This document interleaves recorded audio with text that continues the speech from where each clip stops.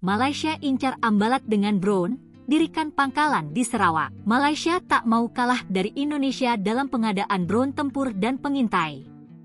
Angkatan Udara Malaysia, Tentara Udara Diraja Malaysia, TUT, mengakuisisi 3 unit drone ANKAS. Pengumuman itu muncul hanya beberapa hari setelah Indonesia dan Turki melakukan kesepakatan kerjasama pertahanan.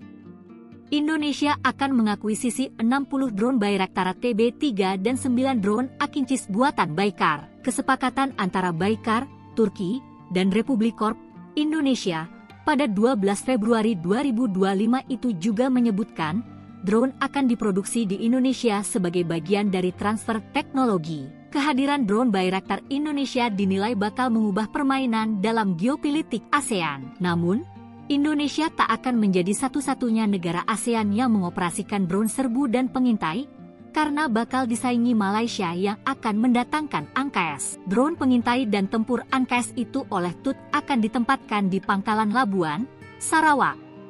Sehingga, keberadaan drone itu sangat dekat dengan ambalat yang selama ini menjadi sumber sengketa antara Indonesia dan Malaysia sejak 1969.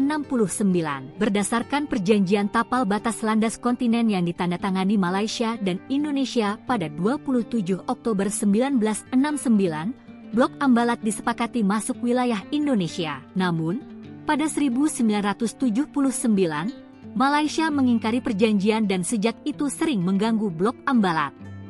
Padahal, berdasarkan hukum laut internasional yang disepakati PBB, UNCLOS, tahun 1982, ambalat masuk dalam zona ekonomi eksklusif Indonesia.